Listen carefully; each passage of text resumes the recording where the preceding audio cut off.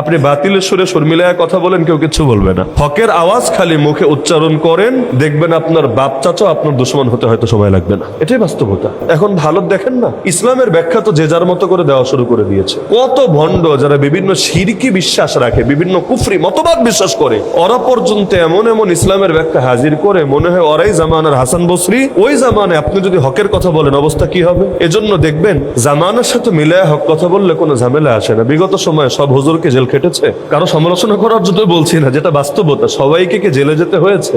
হয় নাই। কোন যুগেই সবাইরে জেলে যেতে হয় না, কোন যুগেই সবাইরে মাইর খেতে হয় না। কাদেরকে জেলে যেতে হয়, কাদেরকে মাইর খেতে হয়, কাদেরকে ফাঁসির দড়ি গলায় বরণ করে নিতে হয়? যারা অন্যায়ের বিরুদ্ধে প্রতিবাদ চালায়, যারা অন্ধকারের বিরুদ্ধে আলো হয়ে জ্বলতে চায়, বিভিন্ন বাতিলের স্বার্থে আঘাত চালায় এবং তাদের ভণ্ডামির মুখোশ উন্মোচন করে দিতে চায়। আপনি চুপ থাকেন, খালি মুখটারে সামলায় রাখেন, দেখবেন আপনার কোনো শত্রু থাকবে না। আপনি চোরের বিরুদ্ধে কথা বইলেন না, সন্ত্রাসের বিরুদ্ধে বইলেন না, দুর্নীতিবাজের বিরুদ্ধে বইলেন না, চাঁদাবাজের বিরুদ্ধে বইলেন না, মাদক কারবারের বিরুদ্ধে বইলেন না, এরকম যত অন্যায় আছে কারো বিরুদ্ধে কথা বইলেন না, আপনার কোনো শত্রু থাকবে না। এজন্য বাংলায় বলে বোবা মানুষের শত্রু নাই। আমার নবী 40টা বছর তো ওদের মাঝে কাটালেন, কই কেউ তো মারলো না, কেউ তো তার বিরুদ্ধে দুশমনি করলো না। কিন্তু যেই মাত্র কুফরের বিরুদ্ধে আওয়াজ তুললেন, পত্তলোকতার বিরুদ্ধে প্রতিবাদ করলেন, শিরিক এবং তাগুতের বিরুদ্ধে, জাহেলিয়াতের বিরুদ্ধে অবস্থান নিলেন, একটা দিনের জন্য তারে আর শান্তিতে থাকতে দিল না। তার গা থেকে রক্ত ঝরালো, তারে নিয়ে 3 বছরের বেশি অবরুদ্ধ করে রাখলো, দেশ ছাড়তে বাধ্য করলো। তারপর 27টা যুদ্ধ তার বিরুদ্ধে পরিচালনা করলো, এমনকি তার দাঁত শহীদ করলো, তার আঙ্গুল থেকে রক্ত ঝরালো, তার আপন চাচার বুক চিরে কলিজা বের করে চিবিয়ে খেলো। এত জুলুম, তো এত কষ্ট কেন? মূল কারণ তো এটাই, অন্যায়ের বিরুদ্ধে প্রতিবাদ করেছেন, কুফর শিরকের বিরুদ্ধে গর্জে উঠেছেন, জাহেলিয়াতের বিরুদ্ধে অবস্থান নিয়েছেন। নবীর জীবন থেকে কি শিখলেন? এটাই শিখলাম, যারাই হকের পক্ষে অবস্থান নিয়ে বাতিলের বিপক্ষে প্রতিবাদ করবে, আর জামানায় তাদের সঙ্গে নবীর সাথে যে আচরণ করা হয়েছে ওই রকম আচরণই করা হবে। আর যারা প্রতিবাদ ছেড়ে দিবে, অন্যায়ের বিরুদ্ধে কথা বলা ছেড়ে দিবে, কেউ তাদের বিরুদ্ধে অবস্থান নেবে না, বরঞ্চ চিন্তা করবে তারে দিয়া যদি 2টা ফায়দা নেওয়া যায়, মন্দ কিসে, মন্দ কিসে।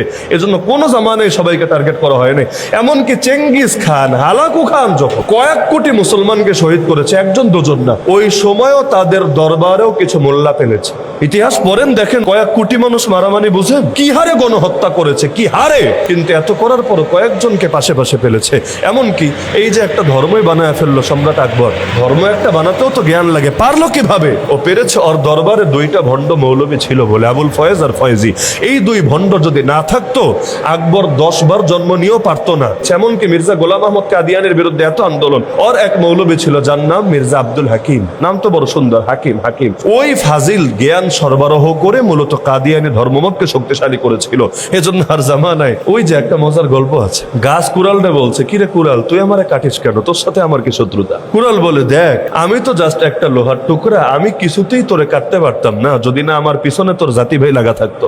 হয়তো হালকা আঘাত পড়তো, কিন্তু তোরে আমি কাইটা পুরো আলাদা করতে পারতাম না। যদিও রূপকথার গল্প, কিন্তু এটাই হলো তিক্ত বাস্তবতা। এজন্য জালেমরা কাটা দিয়ে কাটা তুলতে চায়, আর নিজেদের অজান্তে অনেকে তাদের ফাঁদে পা দিয়ে বসে। যদিও পরিণতি কারোর জন্য ভালো হয় না। মির্জাফরের পরিণতি ভালো হয়েছিল, ইবনে আলকামির পরিণতি ভালো হয়েছিল। বলবেন ইবনে আলকামি আবার কেডা? ইবনে আলকামি হলো হালাকু খান যারে হাত করে আব্বাসী খেলাফতের পতন ঘটিয়েছিল। ও ছিল আব্বাসী খেলাফতের মন্ত্রী, কিন্তু মন্ত্রী হয়ে ওদের সাথে হাত মিলিয়ে সে ভেবেছে যে আগামীতে সেই খলিফা হবে, তার নেতৃত্বে সব আসবে। কিন্তু খলিফাগিরি আর তার কপালে জোটে নাই। তারে দিয়ে যখন খলিফারই হত্যা করাতে পেরেছে, এবার এই বোঝারে রাইখা কি লাভ? আর যারা গাদ্দার তারা তো গাদ্দারি, আজকে করলো একজনের সাথে, কালকে ওর সাথে করবে নাকি গ্যারান্টি আছে? ব্যাস, ওরেও ধ্বংস করে দিয়েছে। যাদের ভেতরে হিংসা আছে, বাঙালির তো কারো ভেতরে নাই, মাশাআল্লাহ, সবাই আসমান থেকে নাজিল হওয়া ফেরেশতা। শিরিক মানে কার হক নষ্ট করা, হিংসা মানে কার হক নষ্ট করা? বান্দা। যারা আল্লাহর হক নষ্ট করে, যারা বান্দার হক নষ্ট করে, এ রাত্রে তাদের ক্ষমা নাই, বাকি সবাইরে আল্লাহ মাফ করে যায়। বুক ভরা যে হিংসা, এই হিংসার বস্তাটা ভেতর থেকে এই রাত্রে বের করতে হবে। ভেতরে হিংসা নিয়ে সারা রাত নামাজ পড়ে উল্টায় ফেলবেন, আপনার মাফ। কারণ নবী যেটা বলেছেন এর ব্যতিক্রম হওয়া সম্ভবই না। নবী বলে নাই এই রাত বেশি নামাজ পড়লে মাফ পাবে।